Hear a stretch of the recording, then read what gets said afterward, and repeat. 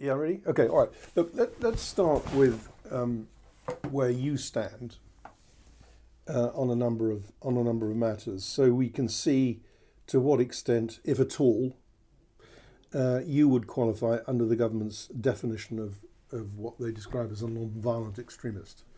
Do you think you qualify as a non-violent extremist? That term itself is very politically loaded and quite weak as well, personally. How would you define British values? It's interesting you asked me that. I just recently made a Voxbox interview speaking to Londoners, and I asked them to define or describe British values in 4 words. And obviously we know that the current government has defined British values as the belief in democracy, religious tolerance, individual liberty, and the rule of law.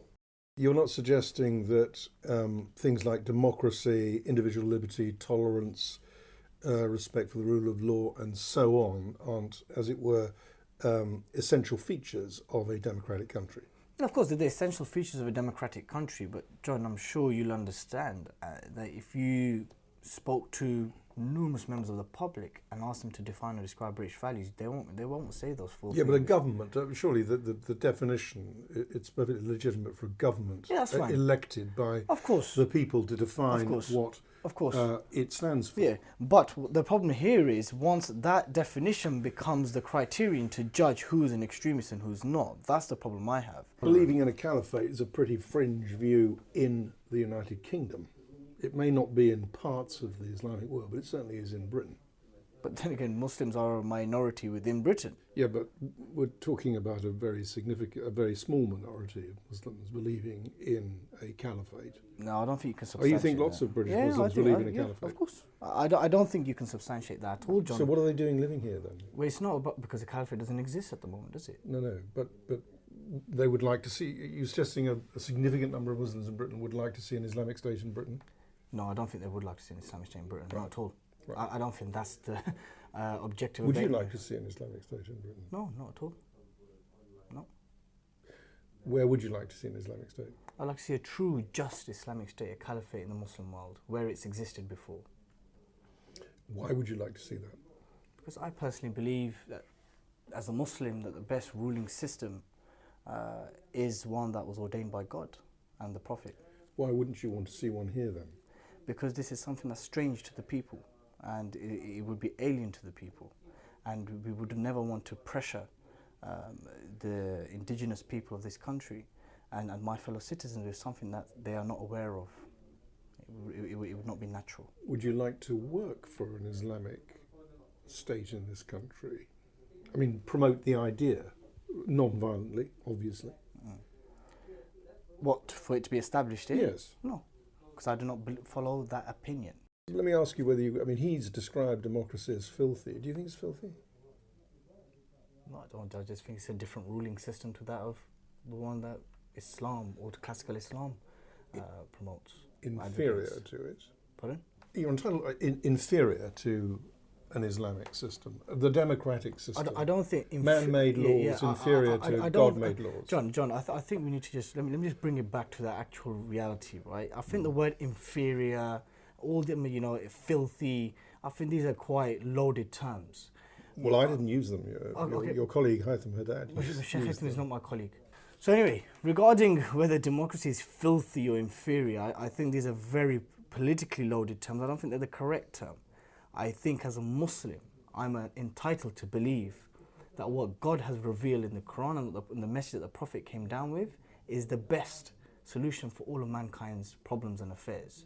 That doesn't necessarily mean democracy is filthy, or communism is nasty, or anarchism is smelly. Nothing like that. Yeah, I think those words are wrong. It's just a different ruling system to that which you believe was ordained by God and His Messenger, and one which you believe is the correct one and to have the solution for all of mankind's affairs. Mm-hmm. And just to address one thing as well, regarding British values, John, if we talk about religious tolerance, in our theology, in our religion, in our long history, Jews and Christians have lived in peace. We refer to them as people of the book. In Medina, pagan Arabs lived amongst the Muslims in the first Islamic state. There is a concept of religious tolerance. In the Quran it says, La ikra fid din. There is no compulsion in religion. So there's a concept of religious tolerance within our religion. That's the first thing. Rule of law. I'm a British citizen. I was born here. I was educated here. I have non-Muslim friends. I'm a citizen of this country. I want the best for this country. I want this country to prosper. And therefore, I have a contract of security with this country, and I would never do anything to harm it. I would only want it to improve and prosper, and I don't want it to...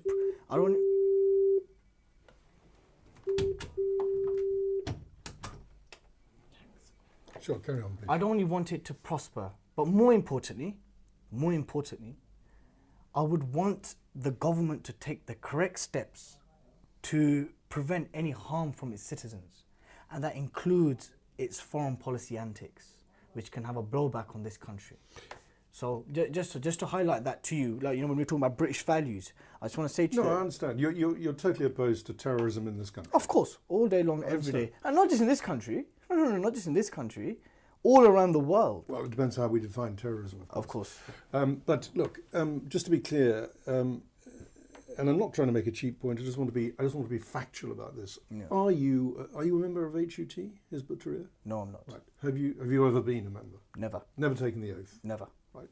But 5 Pillars is aligned to Hizb ut-Tahrir. Is that a fair comment? Not at all. Really? Yeah. When you said that in The Independent, I was actually quite shocked. We can at least get a glimpse of what you believe in, and we can see to what extent. I've just told you what I believe. Well, let's drill down a bit. Yes, go for it. All right, fair enough. Do you believe apostates should be killed in an Islamic state? I believe that there's not a concept of killing apostates. Well, a death penalty for apostates. But I don't even believe in a death penalty for apostates. This is we're applying English terms to Arabic terminology. You know exactly what I mean, though. No, but it's important because classically, what you regard as apostasy in your English definition is seen as rebellion. And if someone did that in a properly constituted Islamic state where Sharia was the law of the land, would you support the death penalty for someone saying, you know what, I know I was born a Muslim, but I've changed my mind? If someone decides to leave the faith in an ideal Islamic state and they leave their faith, they're entitled to do so. We don't do thought police. Yes, they're entitled to do so, but they may suffer the consequence of death. Would that be justified? You know exactly what I'm asking you. Come on. No, would death be justified in your view or not as a penalty for leaving the faith? Yeah, I mean, it's a simple question. Yeah. No, but these are hypothetical scenarios you're giving me. Right, these are hypothetical scenarios you're giving me. First of all, I just explained to you that the English definition of apostasy, to apply that to the Arabic term murtadin or murtad, is different because you're applying an English definition to an Arabic terminology. Well, I'm applying your definition. So my opinion is this. If someone who is a Muslim lives in an ideal Islamic state, one that does not exist, and decides one day... to be clear about that, there isn't, in your view, there isn't an Islamic state ideally anywhere in the world. No. Okay. Yeah. No, not ISIS land, not Saudi, not Iran.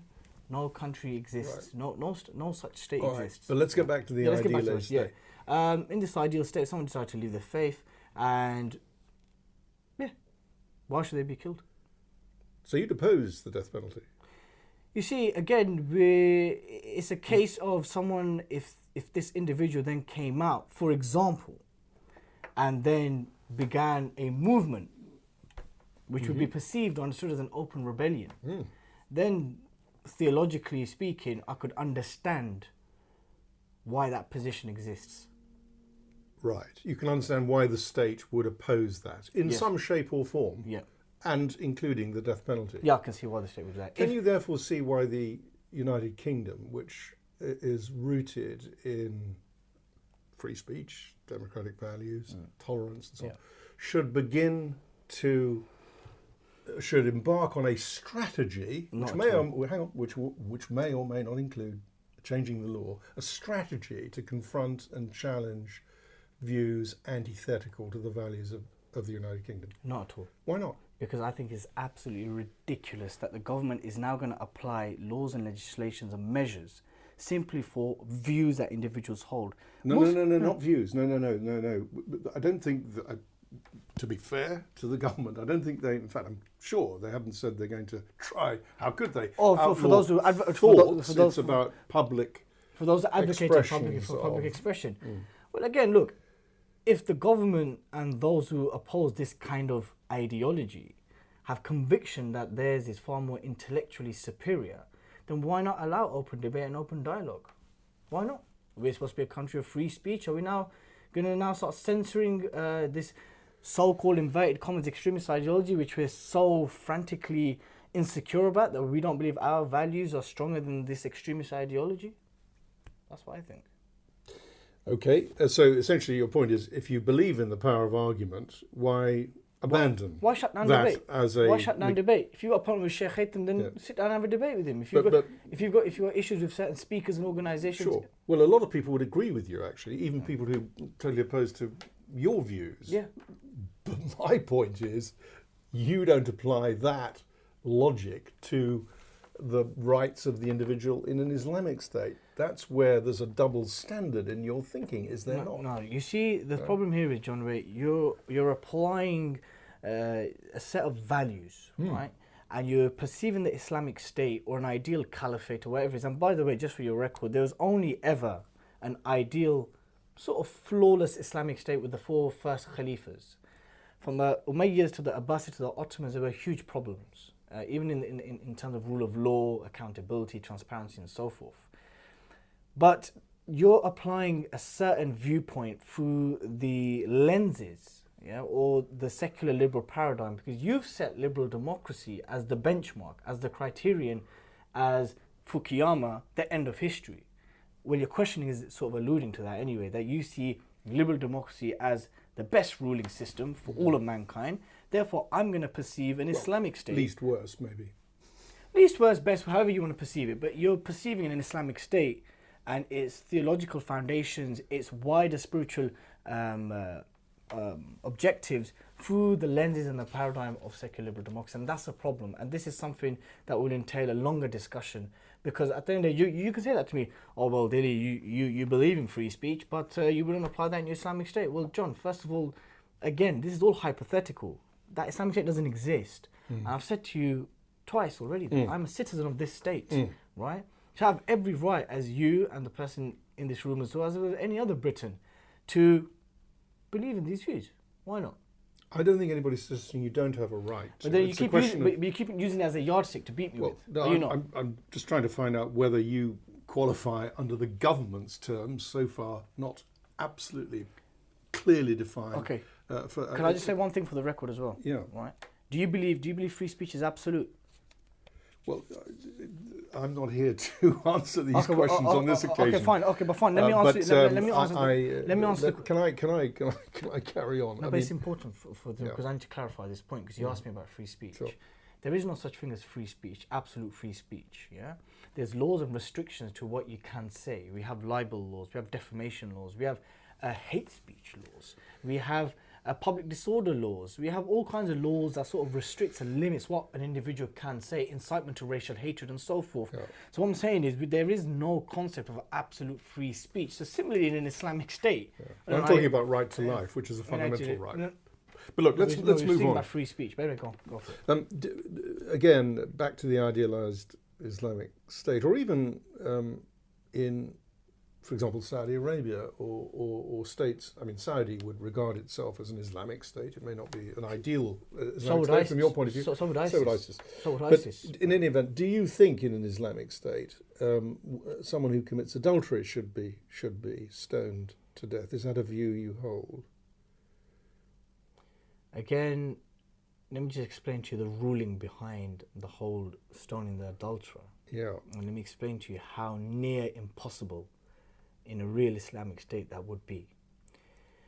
In a case of adultery, you'd have to have witnesses that see the physical act of penetration.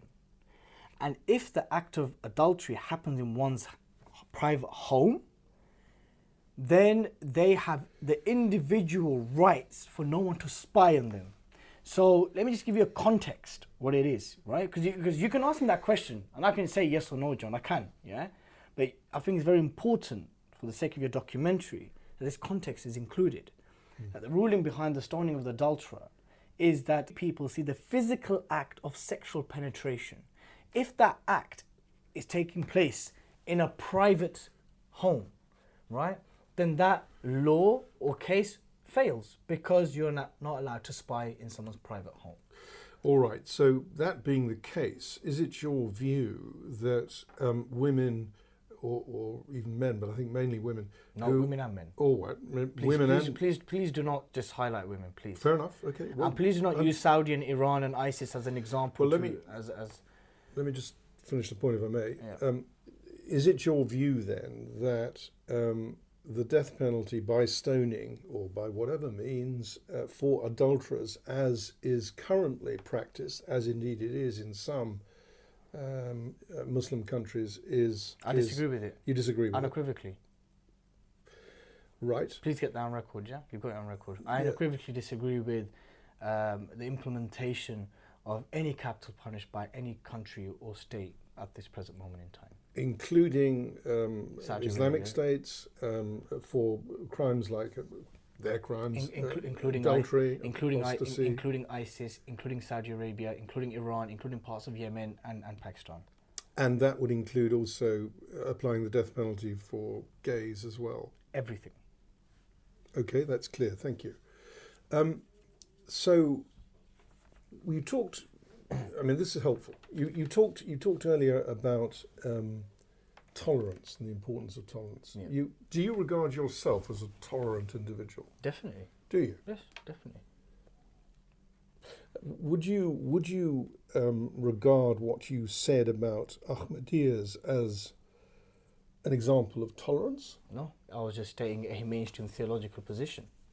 You want to explain that position? Because you failed to include it in your... You didn't even contact me to ask me in your article. You could have asked me. What? I'm quoting you, what you've said about Ahmadiyas. I've known monkeys that have a more legitimate claim to Islam than Ahmadiyas. Because, animals submit to Allah. That's what you tweeted. So in mainstream Islamic theology, we consider animals to be Muslims, right? We believe animals to be Muslims. We believe they submit and prostrate to God. Now, Ahmadis are not considered Muslims in mainstream across the four schools of thought.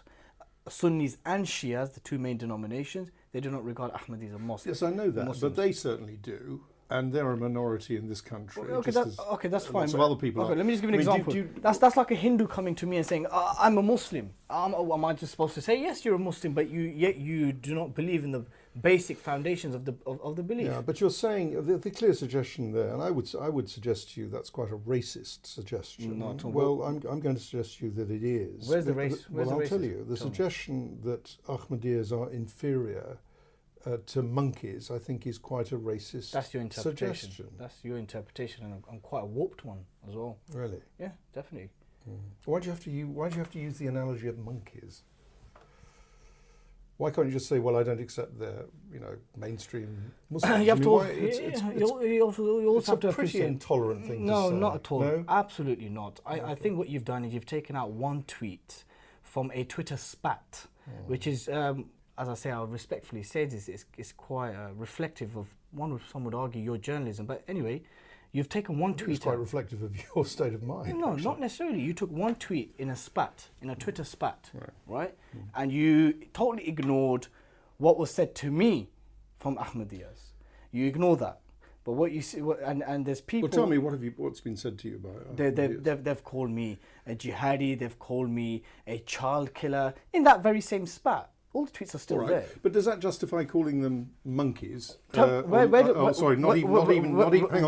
as worthy as monkeys. Where did I call them monkeys? I've known monkeys that have more legitimate claim. You're. But where did I call them monkeys? Well, you're not calling them monkeys. You're saying actually. And where is it racist? Tell me where it's racist.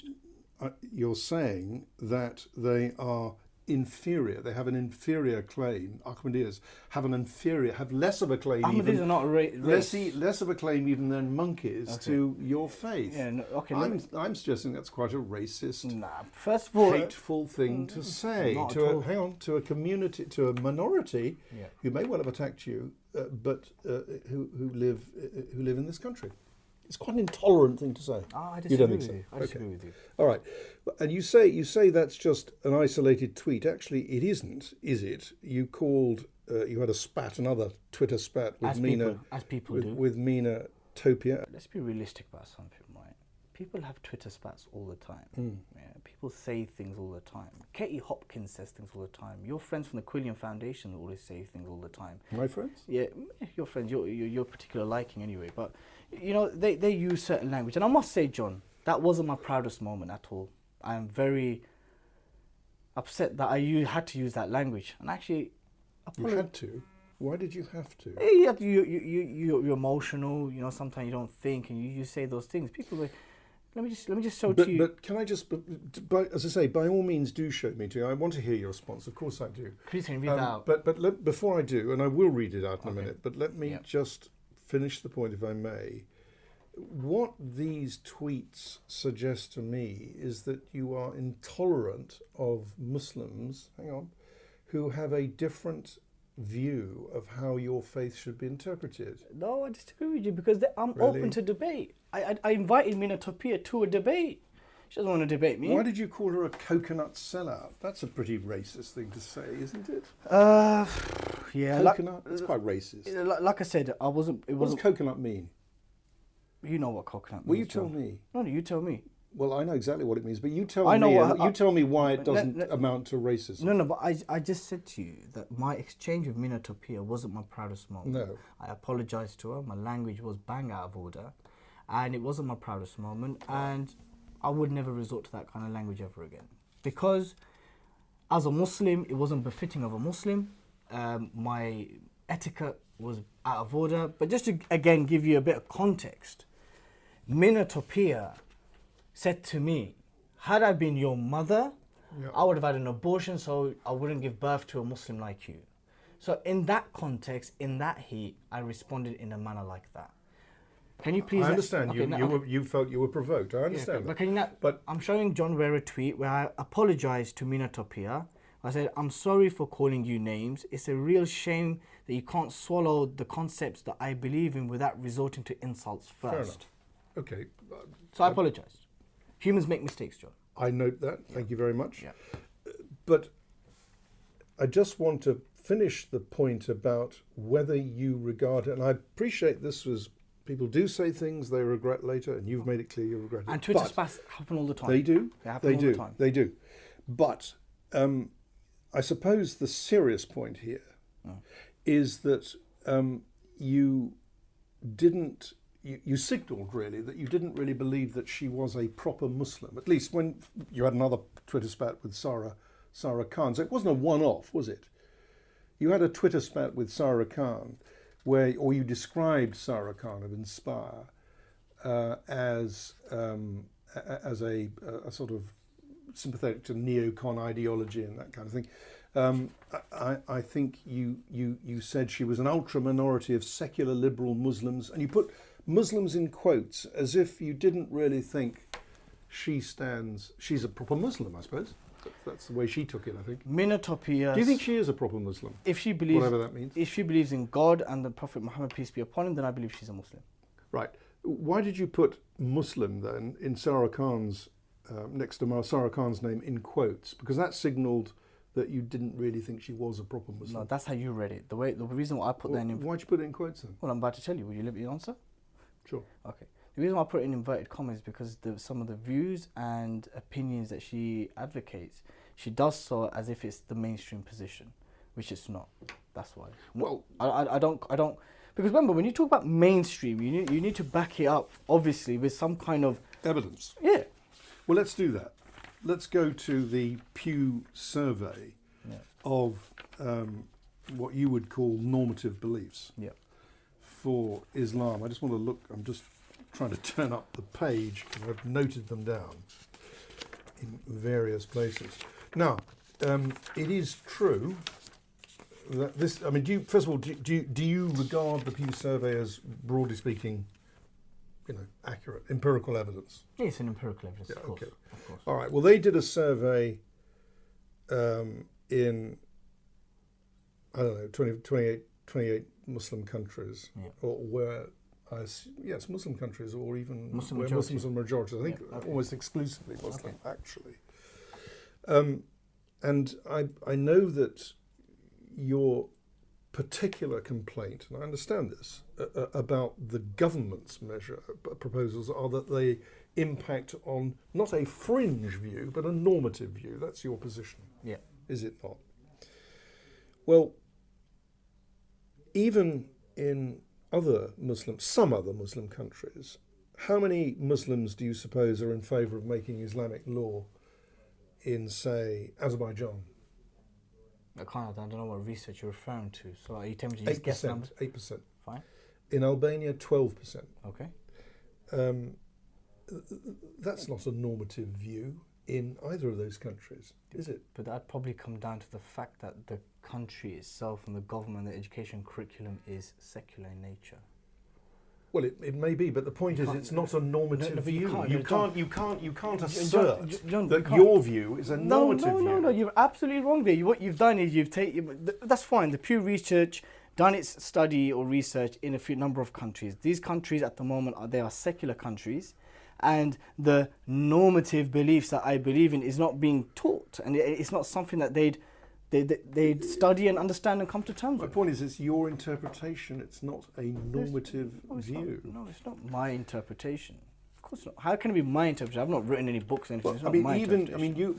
for example, when it comes to a caliphate, you assert, don't you, that it is the unambiguous view, I think you say, or unanimous view of scholars, Sunni scholars. Yeah. That a caliphate is what normative Islam says is an obligation on Muslims to promote. No, it's that it's a state governed by Sharia that is in the form of a caliphate is the best ruling system for mankind. That's what I said. I didn't say. Well, you say it's a unanimous consensus among classical and temporary scholars within Sunni Islam that the caliphate is the ideal form of governance, and to work for its establishment is an obligation. That's what you say. That's simply not true. So name me some scholars in. Well, okay, how about Sheikh Khaled Abdul Aziz Omran, who is the head of training at Al-Azhar? He has written the foreword to a paper which says there is no such definitive reading of religious scripture as the one you're advancing. Okay. When did he say that? Do you rate Al-Azhar? Not necessarily. Ah, I see. Not necessarily. Even though it happens to be It was once rated.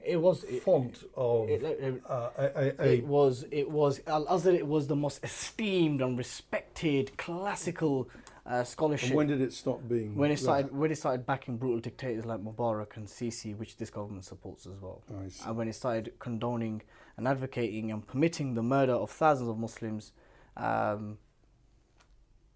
not too long All right. ago. So you wouldn't accept the head of graduate training at Al-Azhar? I can't take It's a someone pretty who- prestigious very prestigious. institution. No, I agree. And it doesn't actually agree but what I'm saying with is- what the I'm saying is- Mubarak government or any other No, government. It takes. No, it actually does. I mean, I don't know if you've been following events in Egypt. Right. Al-Azhar is fully backing President al-Sisi, and he actually referred to those peaceful protesters in Rabal al-Adawiyah as terrorists, and he condoned their killing. So I can't take them seriously for that reason. I suppose my point is there is no such thing as a definitive religious ruling or reading of the scriptures, if only because Islam is the least monolithic faith in the world, and there are, as you know better than me, a vast number of different interpretations. But you assert it as if there is only one. No.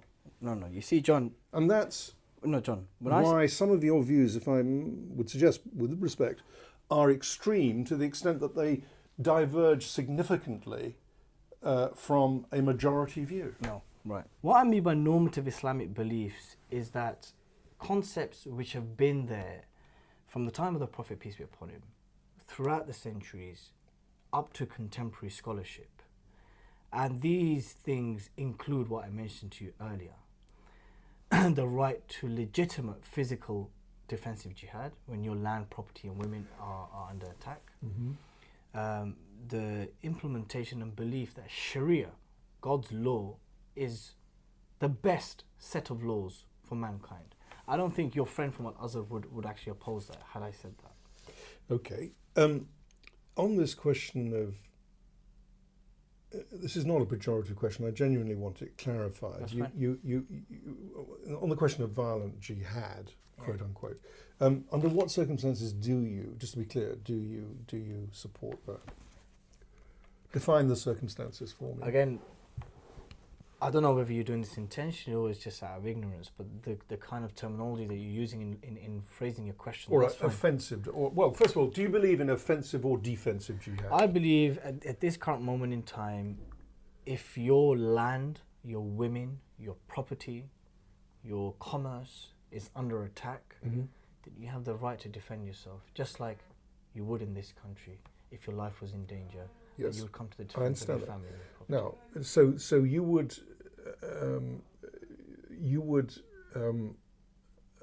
support what was described as the resistance movement in Iraq against coalition forces. Yes. Yes, even if that resistance killed soldiers belonging to the army of which you are a citizen. I believe in everyone's right to defend their land property. And therefore, if a foreign invader comes, whether they're Muslim or non-Muslim, and their land, women and property is being attacked, then I believe they have the right to defend themselves.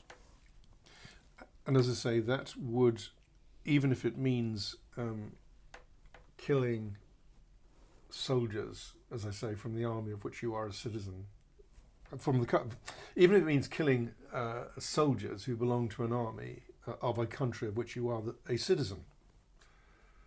In other words, British soldiers, you know exactly what I'm talking about. Are you justifying... If that soldier had threatened the life of an innocent Iraqi and put his life, his womenfolk in danger, then I'm guessing the Iraqi individual, just like any other individual, will do what he needs to do to look after and defend his family and property. Well, let's take...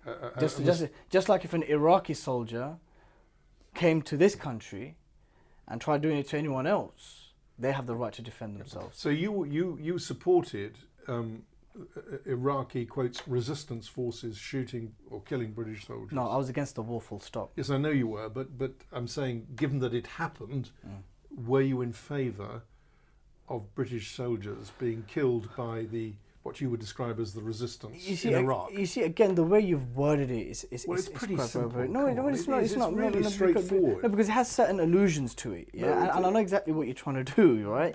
But look, I've made it very clear.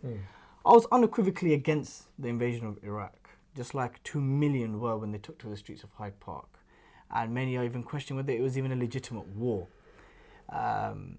Baroness Manningham Buller advised against it. She said there would be a blowback. But I'm not disputing any of that. I make my position very clear that the principle of self-defense applies to all. I don't think any man or any person, any woman, anyone would allow, if they are innocent of any crime, to allow any foreign invader to come into their house and do what they need to do. So I'll apply that principle to everyone. Yeah, okay, I understand. But I take that to mean that actually you do not only understand but support. You did, because the Iraq War was over, support the killing of coalition forces, including British forces, when the coalition invaded Iraq. Now, I think that is your position. No, tell me if it isn't. Okay, now the position is this: I believe in everyone's right to self-defense. No, I understand that, and okay. That's my position. So you believe that it was right to kill invading British soldiers, let me put it like that, in Iraq. Now, you see, I think most people, most governments, most people in this country would whilst they may they understand the principle, would disagree with you because these are soldiers from their own fellow citizens, and that puts you on a fringe, far away from mainstream majority view, and that is defined as an extreme view. So to that extent, your view is extreme, the government would say. The government can say what it wants, John, to be honest. I think foreign policy grievances is something that's quite Well, it's one thing to disagree with foreign policy. It's another thing to support the killing of your fellow citizens. No, but hold on. The whole issue about See what I mean? no, but the whole issue that Muslims have with foreign policy is the invasion of Muslim lands. Sure. Is this government's continuous meddling in the Muslim Yeah, but world. a lot of people opposed the Iraq war, but stopped short of supporting their soldiers being killed or being shot. The way you've termed it, supporting their soldiers getting killed, I don't. Just for the record. Do you think Muslims should join it? No, I don't think they should. Why? Why not? Until they stop meddling in the affairs, not only of the Muslim world, or generally just... Which affairs are Britain meddling in now? I mean, even underhand, behind the curtains, supporting of brutal dictators, selling weapons to countries such as Saudi Arabia, unequivocal support for Israel, all these kind of issues. Once Britain sorts out its own foreign policy, then I'm sure more Muslims would join the army. So you would urge Muslims to join the British Army? If any foreign country or army came to attack this country, I'll defend it. I think that's the position not just held by, as you would describe, I have described, extreme fringe. I think many non-Muslims would disagree with the role of the British Army at this current moment. I just want to finish, if I may, the position on ISIS. I know you've made it absolutely clear you strongly condemn the methods that ISIS have used. There's no dispute about that. Do you think ISIS deserves obedience? Do you think the people living under the rule of ISIS should obey the ISIS government, whatever you want to call it?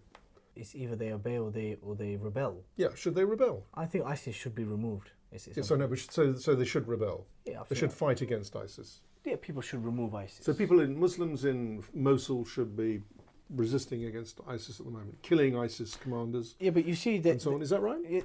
Let me just give a bit of context to that, John. Mm-hmm. You see, the rise of ISIS. There wouldn't have been an ISIS if there wasn't an invasion of Iraq, and what ISIS is up against is the Assad regime, which has got far more blood in its hands than ISIS.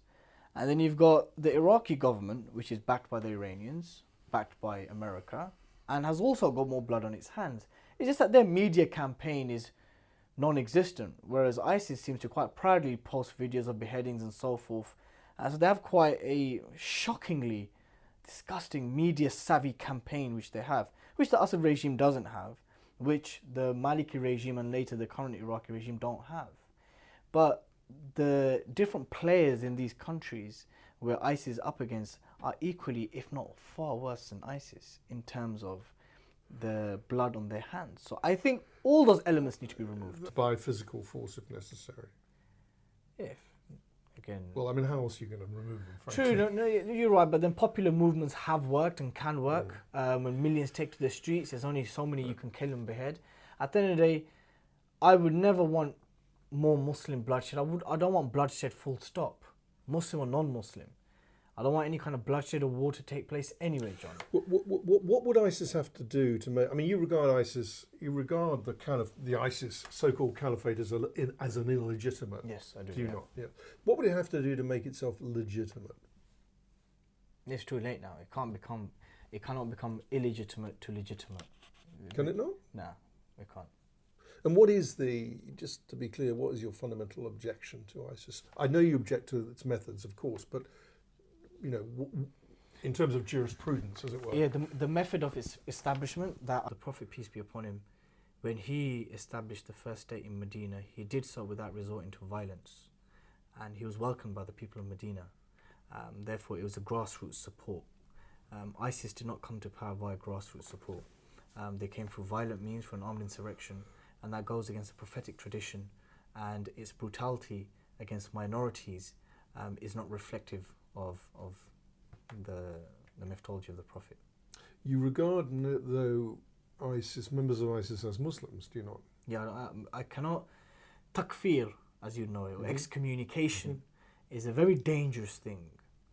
And the Prophet, peace be upon him, actually said that the one who makes takfir, as in calls another person a kafir, or excommunicates him, is indeed a kafir himself. So it's a very, very heavy thing, a very lofty thing. So I wouldn't do this lightly. Misguided, seriously naive, warped. Yeah, but I'm not one of those. You're in guys. opposition to all of Yeah, that. I'm not in a position to do that. And you regard Osama bin Laden as a Muslim too? Yeah. So I come back to my question, why did you put Sarah Khan's name, why did you put Muslim in quotes after Sarah Khan? Do you regard her as a Muslim? Yes, if she believes in the oneness of God and the Prophet Muhammad, yes. Well, I think I can't speak for her, but I believe she is, in her own terms, an observant Muslim. If She Sarah- doesn't have to agree with your interpretation of Islam. But come on, believing in one God and the Prophet Muhammad is the final messenger, that's not like, are you going to say that's a fringe opinion as well? I obviously can't speak to her, but and I'm certainly not trying to, but I think she would regard herself as a Muslim. Do you regard her as a Muslim? If she claims to be a Muslim and she says that she believes in one God and the Prophet Muhammad is the final messenger, which is the testimony of faith, for God's sake. Was it a mistake to put Muslim in quotes then after her name? Not really, no. Ah.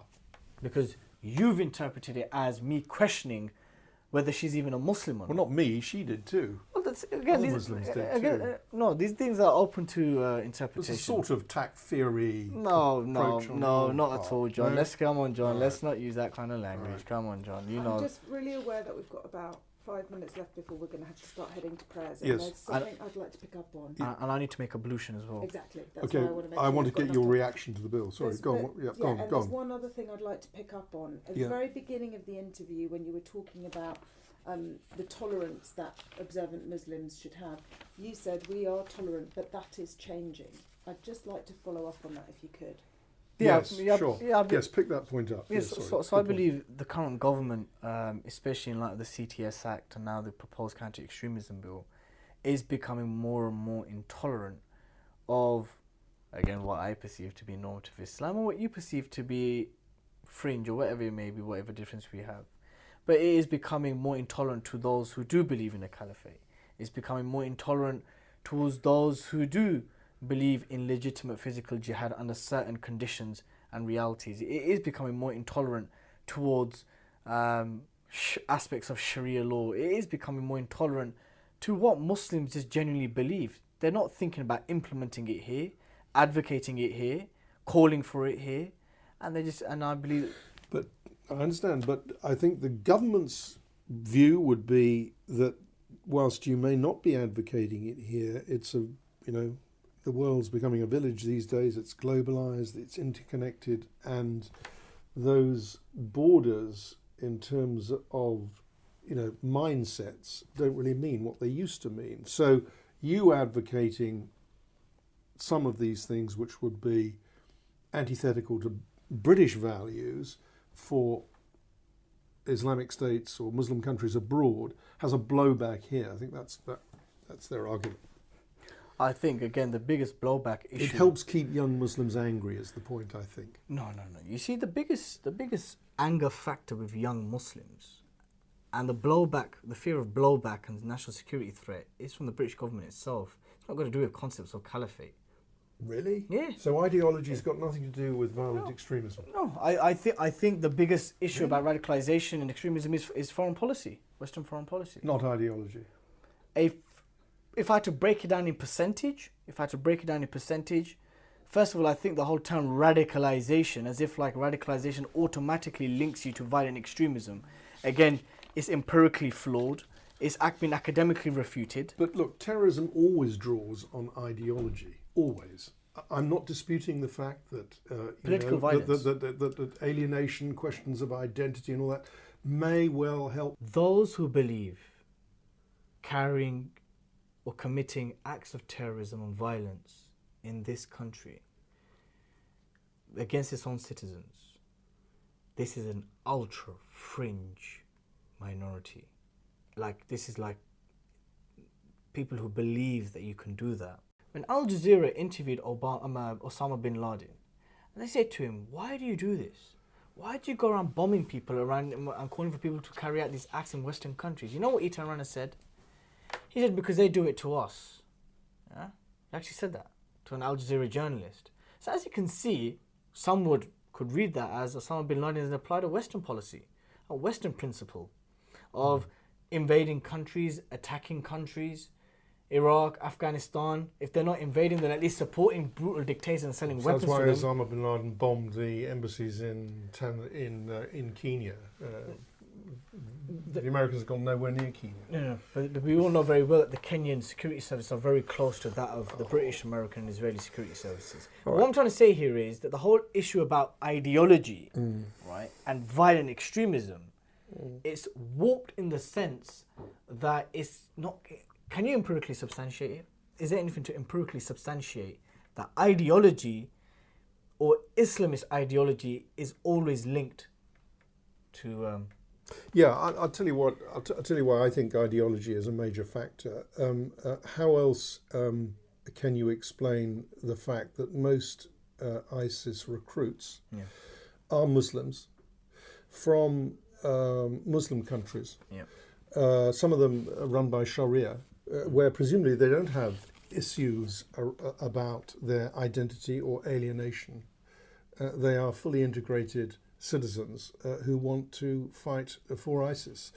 That's why I'm suggesting to you that ideology is a major factor in violent jihad, offensive jihad. Okay, so can I respond to that? Yeah. First of all, those individuals that you just said that come from Islamic countries that implement Sharia law, again, I unequivocally reject and disagree with you because, as I said to you earlier, there are no country that I believe at the moment that can be described as an Islamic country which has Sharia. Yeah. So when you say that these individuals are going to join ISIS, they've gone and left secular countries, and they have a. No, I'm talking about the ones who've left. Countries like Saudi Arabia or Morocco or whatever. These are Islamic countries. They've left. They don't have. It's often suggested in this country that the principal drivers of radicalisation, towards violent extremism, issues like identity, alienation, and all of that. I'm suggesting the fact that the vast majority of ISIS recruits are Muslims from countries where they have no conflict of identity and alienation. Again, we're going to have to disagree on this matter, John, because you may think that there's not an identity crisis. I think there is an identity crisis. But not for Muslims going to fight there. No, but I still do think that Muslims, even in Morocco and Saudi Arabia, have an identity crisis. Do you understand? I have two questions, but we're going to have to stop. No, but I have to say one more thing. Sorry, Chloe, because it's directly linked to this, right? The two biggest terrorist attacks that we've had in this country is what? 7/7, and obviously we had the murder of Lee Rigby. Yeah. The two individuals, the perpetrators, Michael Balaji and Mohammed Sadiq, they explicitly mentioned Iraq. They explicitly mentioned foreign policy. So now you're going to tell me that's ideology, or is that foreign policy? We need to ask him. I just want to know whether you're worried about this bill and whether Yes. it's going to affect you. Yes, and if you do come under the remit of this bill, what it will mean for you. What are you going to do? Yes, let me ask you. That's a good question. Yes, if you are caught up by this bill, if it becomes law, and you or people who think like you, share your views, are caught by it, prevented from saying, let's say, promoting the idea of a caliphate in the rest of the world, somewhere in the rest of the world. I mean, how will you react, and what do you think that will do? What do you think the reaction will be? I mean, personally speaking, God tests those that He loves. This is a concept that I believe in. I believe that the life in itself is a long journey of trials and tribulations. And what you'll actually end up doing is that instead of actually challenging these opinions and these positions intellectually, right, the government has only made itself be perceived as a very weak government. And actually what you're doing is you're going to, something that's merely a concept, and one that is just a concept, you're going to drive this underground, and you're going to possibly exacerbate the situation. I mean, maybe, young men, they love like wow factors, right? Something that's niche. So as you put something underground, that's what's going to happen. Me personally, what would I do? I'll carry on doing what I'm doing, which is I write, I blog, I commentate, I'm a pundit. I'll continue advising charities how to improve their media and PR, what I do for a living. That's what I continue doing. Final question. You have used the word criminalise Islamic beliefs. You think this bill is criminalising Islamic beliefs? Of course. Just explain exactly what you mean. Because I believe that the belief in a caliphate is an Islamic belief. I believe that the legitimate act of jihad in certain conditions and realities is a legitimate Islamic belief.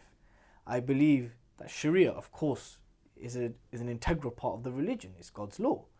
I believe many aspects of the religion which is now being targeted or will be targeted by the looks of it under the new Counter-Extremism Bill. And to be clear, you're not advocating those ideas for this country. You are advocating them, you're promoting them, you support them in respect of countries, Muslim countries abroad. The government's view, it seems, the way I read it, I don't know, this is the way I read it, is that because it's now a globalised world, that has an impact back here on young Muslims. That's the danger. But what kind of impact would it have? That's what I'm A radicalising impact is their view. But radicalising impact, again, I said to you, and I'll make this very clear, perhaps it's something that we differ on and something I differ with the government on, is that they believe ideology is a problem. I believe foreign policy is a problem. But just to clarify, again, I've said it twice in this interview and I'll say it again. The issue of an establishment of a caliphate in a peaceful manner, and for it to have grassroots support, for it to be wanted and desired by the masses is what I believe. I believe that it should never be imposed on people. I believe in the prophetic tradition, and that is that you do not impose it on people. People should want it, yearn for it, desire it. And that's only when it will really come around in a very grassroots, natural way, not in an unnatural, brutal, nasty way. But it'll never happen here in Britain. Nah, I don't know. It'll never happen here in Britain. I don't know. 100, 200 years, 300 years, 400 years, 500 years, who knows? Did you answer the question whether you think the bill's going to target you and whether you're frightened? Oh, I think from John's whole interview, it appears that I will be targeted. Well, no, but I think it's a good point. Simple question. Is your reading of what is proposed likely to target you? Yes, I think it will target me. Thanks, Dilly. Yeah, no worries.